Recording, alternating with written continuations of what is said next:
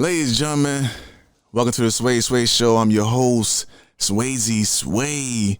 And I really do appreciate everyone for tuning in each and every week. It has been a wonderful journey leading up to this day. Not only that, but it is episode number 3.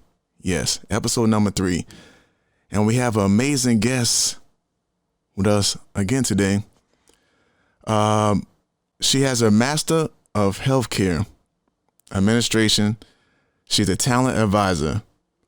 She represents the Arnell Recruiting Service, which is a Black female-owned boutique recruitment and talent acquisition firm dedicated to the mental health industry. She's a bright young lady who's very informative and enforcing change. Ladies and gentlemen, Miss Ashley Hill.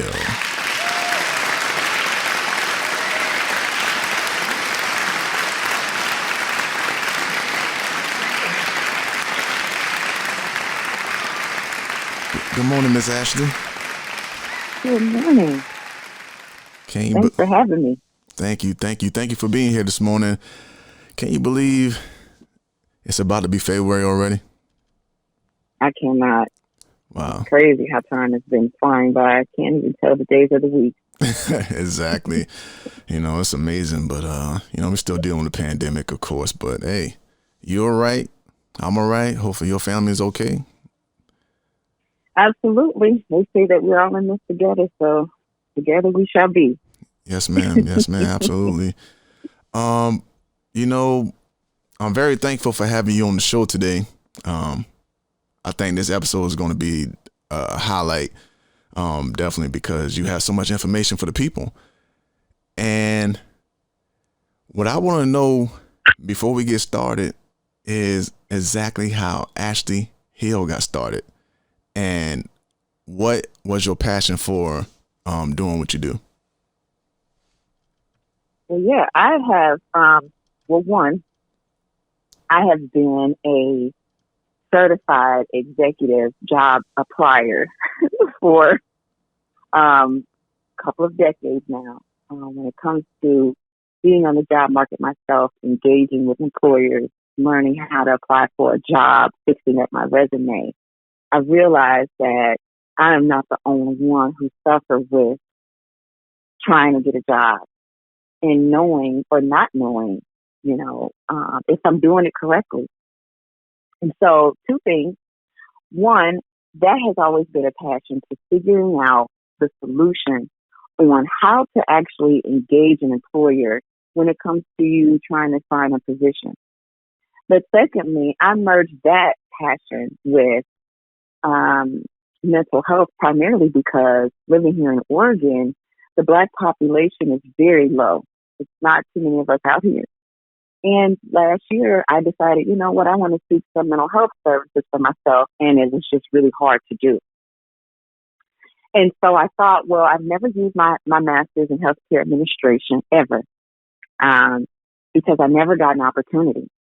And I said, I would love to see more Black men in this industry because it's dominated by primarily white men and women.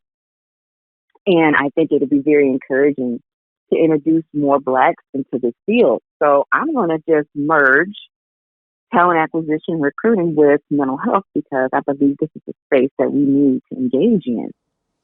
And so I pretty much turned my resources into a passion because primarily we as Blacks are, underrepresented, and they tell us to do what everyone else do when it comes to applying for a job, and yet we still have a decline in our numbers.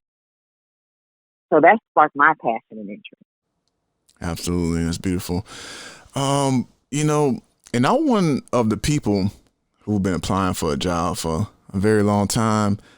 And I know others who's been doing the same. So I totally understand that. And one of my biggest pet peeves is getting a generic message or not hearing back from them. Do you believe this can be disheartening, and what changes need to be implemented? Oh, yeah, absolutely. When I talk to professionals, the first thing I say is, it's not you. trust me, it's not you. There's nothing that you could have done differently. There's nothing that you could have done better. It's not you. It is solely the employer.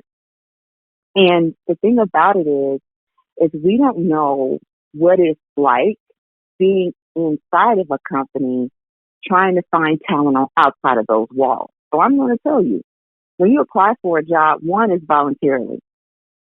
And so you're applying voluntarily. So therefore, by law, an employer doesn't have to reach back out to you ever. They don't have to engage with you at all. But primarily, when you do apply for a job, there's three things that I see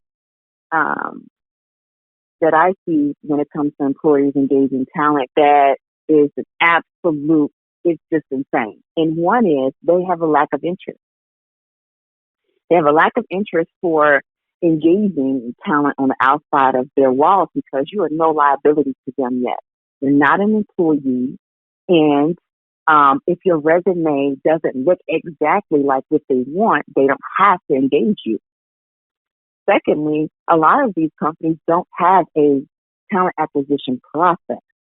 So they're using all these automation tools. As you know, we've all heard about the AI tools and things like that, which is starting to come into recruiting. But primarily, we've taken the human out of recruiting and have automated all of these services. So that is why a lot of times, your resume doesn't make it even through to even get a rejection letter, right? And then last but not least, they don't know how to engage talent. They have no idea how to speak to you, how to engage with you. And the interviews are a lot of times intimidation, just really trying to see how submissive you're going to be as a part of really, instead of just really trying to understand more about that person. And so there's a lot of things that need to change when it comes to employers recruiting and setting up their talent acquisition process, especially moving now into the new age. I think it's going to be clear that moving forward, that talent acquisition is going to have to get back to the old ways. And we're going to have to leave those automated algorithm softwares behind because they're really skewing us and really making us miss out on good talent. Absolutely, absolutely. One thing for certain is that I really dislike when they say they decided not to fill that position. Like, why did they post it for?